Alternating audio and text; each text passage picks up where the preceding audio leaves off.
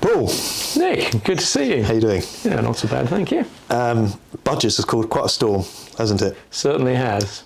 I remember our conference in February, and I chaired the finance segment, Yep. and you spoke about Conservative versus Labour ahead I of the did. general election. I don't think you mentioned a 50% effective charge.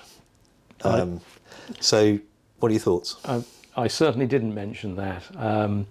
What I did talk about was making hay while the sun shined in case things did change, but I certainly didn't expect them to change in this way and for them to affect relatively small farms. I could understand a new government wanting to, obviously they need to get lots more money in and going after the really big farmers and landowners, perhaps those who they perceive invest in farmland just to get the inheritance tax breaks. But we run some figures and found that, you know, even relatively modest farms will be seriously affected. We're talking about big numbers here, and there could be issues raising the money. So two things really. One is people need to get their thinking hats on now, because the new rules won't come until April 2026. So there is some time to plan, but also start thinking about how they will fund those liabilities if they can't do anything to avoid them. I think, obviously, you and I were both very busy in the run-up to the budget, trying to do what we could, where it was sensible and appropriate to gift assets, disposals, that sort of thing. I remember having a conversation with one of my clients who phoned me up and he said, Nick, a land agent's been on my farm and he's very busy doing things, and he phoned me up to say, should they be doing something? And I said to him, well, I would have approached you if I thought something was feasible. But in my opinion, a government of any colour, blue or red, I don't think would introduce a piece of legislation that could undermine a viable, privately owned business as a consequence of the owner's death. And for me, and this isn't, not being political at all, it just feels, unfair for, a viable business with all those people it employs and, all of the stakeholders in the business to be in a state of flux as a consequence of an untimely or, whether untimely or not, but the death of that owner. Yes. And certainly there's been some interesting commentary since the budget around that point. I think it sort of brings also to the fore, doesn't it, this concept of whether you're the custodian of a business or the owner of a business. Yes. Because yes, as a farmer, you own the land, but we act for multi-generational farming businesses, and they have transcended one generation to the third, to the fourth, and it's always sort of been a presumption, well, yes, the asset can transfer on death without a tax charge. You own the asset, but you run the business to the best of your ability to make as much money as you can, which, as you say, is a real struggle at times. Yeah. So it does just seem to tax that asset when it's not being sold, doesn't seem, particularly fair. No, I certainly agree with you on that, Nick.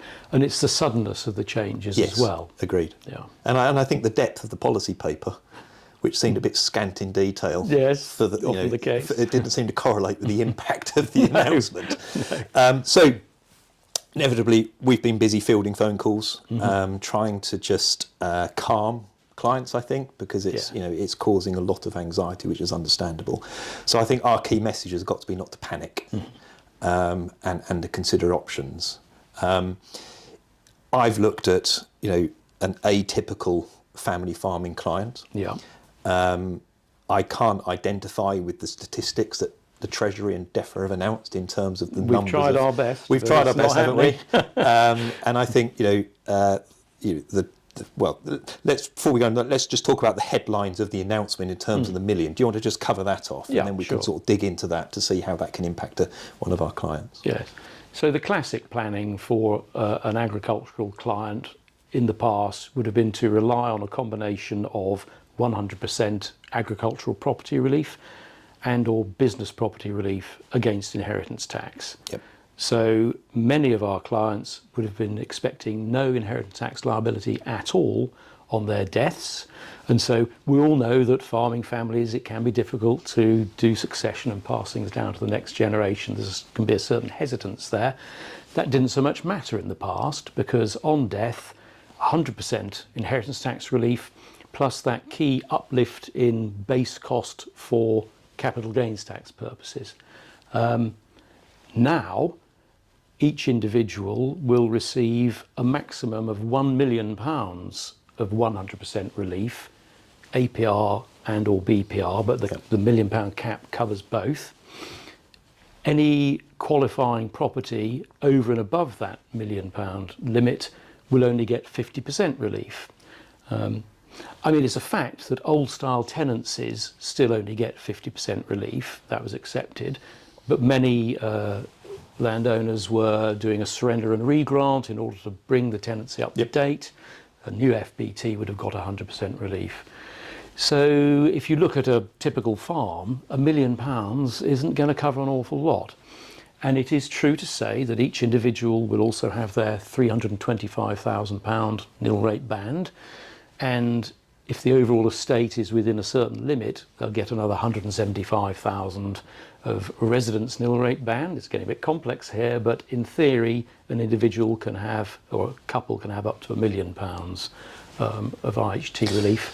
So that's when the politicians are doing the rounds on the various broadcasters post-budget, and they're saying, well, £3 million of a farming estate can pass to the next generation of inheritance tax. So that's the combination of two owners, each with the £1 million exemption, each with their 325,000 nil rate band, and they top up at the £175,000 to include the residential nil rate band. Correct.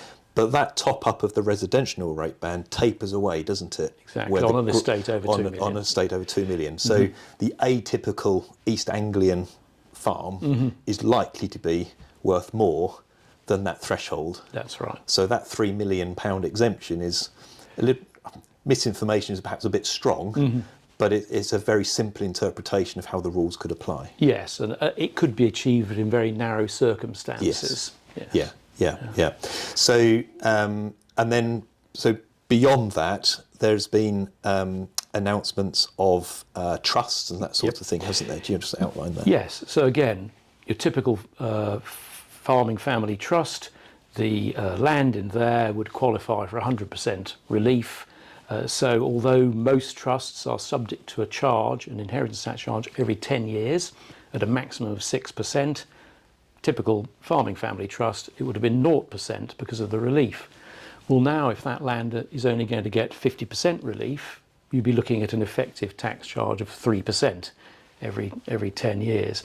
And yes, it can be paid in instalments, interest-free, we understand, but nevertheless, where's that money coming from?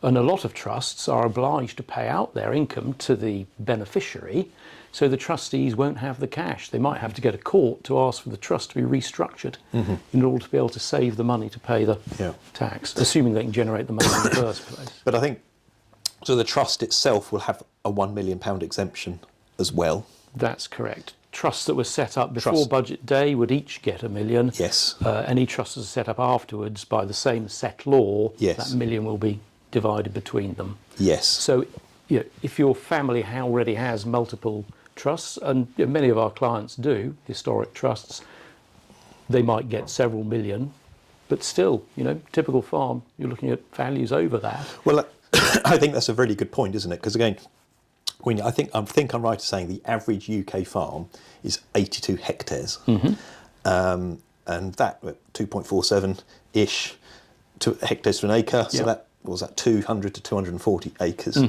£10,000 an acre is broadly sort of the value that sort of you see farms transact at as an average. So even the smallest of farms is potentially worth north of 2 million. And you've got to look at all the kit as well. Absolutely, you've got the kit, valuation, all of that. And often there are other properties associated with that land holding, cottages, the farmhouse. So again, it makes this £1 million, you just have to sort of be, I don't know, it's just bizarre, frankly, that it just seems so low in the context of that atypical farm. Hence, it's difficult to understand all of these numbers that DEFRA and the like are quoting as to the impact of this.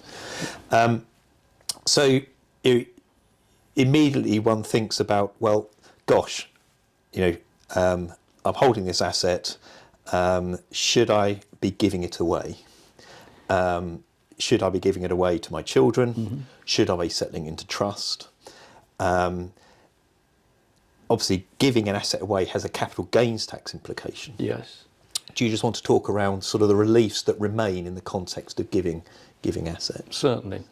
So, as far as we're aware, there are no plans to change the capital gains tax relief, the one that we tend to rely on when giving away business property generally, or agricultural property in particular, where you can hold over the capital gain. So there's no immediate liability. Rather, the liability will only crystallise if the person who receives the land sells it at a future date. If they do that, their base cost for capital gains tax is the original cost to the person who gave it to them. At the moment, under the old regime, when somebody died, I mentioned previously, you got that capital gains tax uplift. Of course, if you give it away in lifetime, you're sacrificing that. But you might say, well, most farmers tend to accumulate land rather than sell it, as long as they don't have to sell it to pay the inheritance tax. So perhaps the base cost isn't so important. As I say, we believe that relief will be kept. But the trouble with giving away things in lifetime is if you're financially dependent on the income, you can't have that after you've given it away, or it's not an effective gift for inheritance. So that's a gift. That's a gift of reservation with benefit. That's right. The dreaded GROB. The GROB, as we call them. Yeah. So you have to avoid GROBs very carefully. Yeah.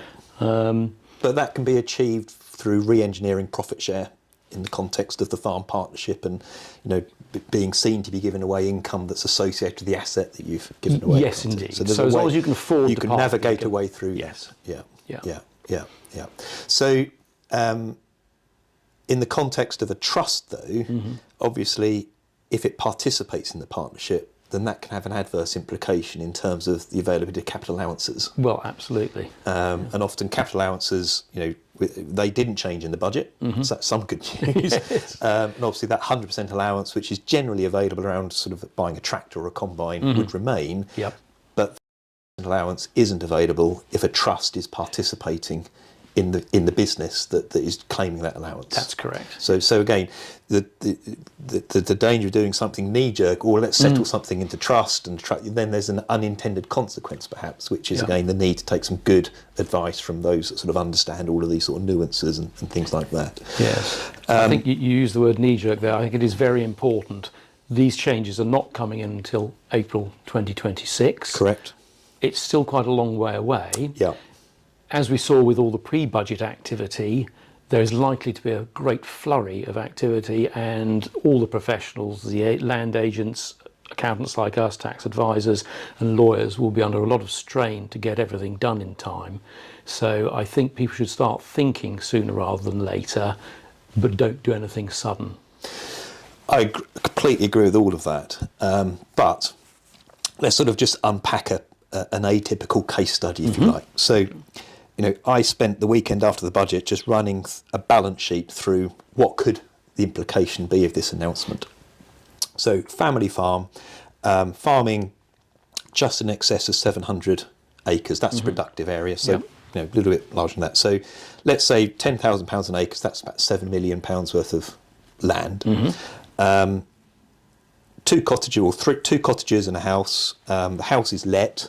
So it's not occupied by one of the partners, but you've probably got another £750,000 to £1 million worth of property represented by those houses, and as you said earlier, it includes the plant and infrastructure. So broadly, this balance sheet was coming to a figure at £9 million. Okay. Now, assuming that we can use the two lots of 1 million, and I'll come back to that in a moment, because I know you're itching to say about whether that's transferable or not. But we'll come back to the 2 million. Obviously, we won't be able to get the residential no rate band, as we explained earlier, because that's the estate is too high.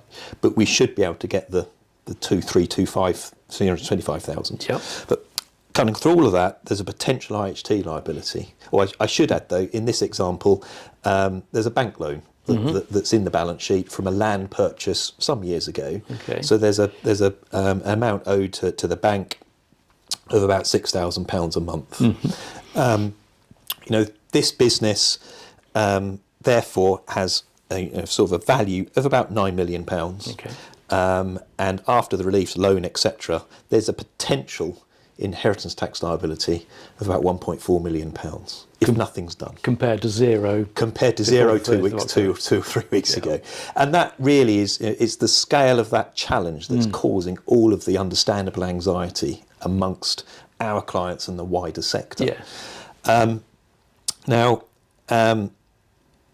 in this particular instance, if they did nothing and walked into that liability, they could pay that liability over 10 years. And I think post-budget, it was confirmed that that could be paid interest-free. As long as it's paid on time. As long as it's paid on time. So you've got this bizarre concept of interest-free credit from HMRC. Yes. But just, something that struck me is these amounts are significant. So do you think it's likely that the banks, the HMRC, want to take some sort of charge on an asset? Quite possibly. Which could then have implications on any other covenant with the bank for any other pre-existing loan. That's true. Yeah, I mean, they do have the ability to take charges in other circumstances, so it would seem a sensible move on their part. Yeah. But in this instance, let's say we take that's just about £11,600 a month repayment for the next 10 years. Yeah. Which is mad. Yeah. It's mad. This farm makes a reasonable profit. It makes about £145,000 sort of EBITDA profit after tax. So although I imagine that fluctuates quite considerably. Absolutely. Year on year. That's an average of the last 3 years because of that fluctuation post-Ukraine, etc. Yeah. So you think, okay, that's £145,000 to service the bank loan with the current bank for the land loan. So that's what I said, 6, didn't I? So that's £72,000 a year on that loan itself, which in the context of generating 145 is very robust. Put in that the IHT liability, it just doesn't work. No. And I'm sure that is indicative of much of the challenges that farm businesses and our clients will be facing. So in this context, an option to take the IHT bill is only feasible if there's assets that could be sold to settle it. And in this particular instance, I mentioned there are 3 cottages, they could be sold. Yep. If those cottages pass on death, then we still have that CGT uplift that you mentioned earlier. Correct. So they could be sold, and that may reduce that IHT burden to an amount that's sustainable. But again, clients tend to want to accumulate property, not sell it. Yeah, and next time round, those 3 cottages won't be there. So what will they sell? Well, then? exactly. And that's the thing. This is a generational challenge, for the next 20, 25 years on a cycle, isn't it? Yeah. So there's that option. I guess life insurance could be an option.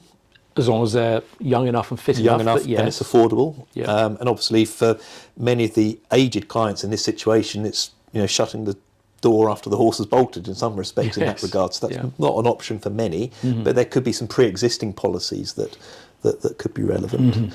So that's an option. I guess a bank could refinance the IHT liability. So you could approach the bank and seek to refinance it over a much longer period, which makes it more sustainable. Yeah. Which, if that's then a generational loan, then arguably it does enable that transition. But I suppose that's if you're facing the liability ahead of doing any planning to try and mitigate or avoid the liability, which comes back to all of the considerations around lifetime giving. Yes. Now, I mentioned the 1 million, 2 million transferable piece. Do you just want to touch on that? Because I think, again, that's very important, isn't it? At the moment, we don't know whether it'll be transferable or not. The headline is that it's not. Yes. So I think we have to assume that it won't be. That makes looking at your wills really important. You need to be able to tap into that million on the first death. Yes. On a use it or lose it sort of basis. So yes, looking at wills is going to be essential. A lot of wills, people may remember, used to be designed to make use of the nil rate band before that became transferable. I suspect we'll see similar action around that now. Also, some wills are designed to tap into agricultural property relief or business property relief on the first death through using discretionary trusts. that should still be possible, albeit not as valuable with a reduction in relief, but it's certainly worth. So that's going to require a good review of how land is held, Yes. who owns it, so that there's an identifiable amount of £1 million that could be left Yeah. on first death, which might otherwise have been left for second death. Yes. So, again, it's important that we as advisors collaborate with that circle of advisors around the farmer, Yeah. the land agents, the lawyers, so that we can all understand how we can work together to have the best outcome for the client in that, to manage that challenge. Totally agree, Nick. That's Yes. right, isn't it? Yeah. Obviously, I know there's some lobbying being undertaken. I think there's some sort of demonstration going to happen on I the think 19th it's on the of November, 19th. is it? Yep. I suppose there's a chance that government would listen, or Rachel Reeves would listen. I think I read in a piece that I think Minette Batters wrote in one of the newspapers post-budget around, perhaps they've just been poorly advised rather than they're anti-farming. Yes. At the moment, it's difficult to feel that. But again, it's not just farming. It's more to say this is across wider business, isn't it? It's absolutely, yeah. So, other businesses that aren't land or farming based are also in this generational tax charge Yes. as a consequence of death. I suspect, I don't think we'll see a U-turn, but one might hope that one might see an increase in that the 1 million threshold. cover. It does seem Yeah. limited, yeah. But I think, again, another consideration, though, is pensions. Yeah. So pensions that can be inherited are now brought, from 2027, That's isn't right, it? yes. Are going to be brought into the net of IHT. And of course, with good reason, a number of farmers, and we've advised this, is to hold a grain store or an onion store or other building or land in a SIP, which Yep. is one of these inheritable pensions potentially. So again, that's another strand of the challenge that we're now facing in trying to help clients overcome these challenges, Yeah. isn't it? So I think what's really changed since before Budget Day is in the old days, there was almost a single solution could solve everything, Yeah. wipe out all the inheritance tax. I suspect now we're going to have to take a mixed approach, Yeah. and it'll be different for every client. yeah, it is. And again, another announcement in the budget. Well, there were two other things in the budget. One was the extension and clarity of environmental land management schemes. A bright note to bright almost note. end on, but But then I'm going to temper that bright note. I know. I'm going to temper that bright note, Paul, with obviously the acceleration of the reduction in the subsidy payments. Yeah. Which again is impacting that maintainable earnings figure, which is not immediately, but is obviously a consideration of how affordable any debt might be that's associated with a tax charge. Awful lot to think about. I think key message is not to panic. yep. Take good advice, for the advisors to collaborate with all those around the farm, and to talk it through, because a problem shared is a problem halved. Is that the saying? Yes. But it's certainly a problem. Yeah. And I think on the talking it through, I think this will encourage intergenerational conversations, which Yes. are so important. I and agree. are sometimes difficult, particularly agree. in a I farming agree. context. And one could take the view that if that transition of ownership happens sooner, then that younger generation may have the courage to be more innovative, want to try different things. So there could be a benefit to the farming business. Yeah. There could be an impact on land values. I mean, there's not our field of expertise, No. but there could be. So there could be opportunity if that were to happen. Yes. But fundamentally, it's now having to think further ahead to mitigate any tax charge arising on an estate which otherwise 2 or 3 weeks ago would not have had an Yeah. IHT bill. So One thing's for sure, Nick, we're going to be very busy. we're going to be very busy, Paul. I look forward to working with you on these challenges. Absolutely. Thank you. Good stuff. Thanks.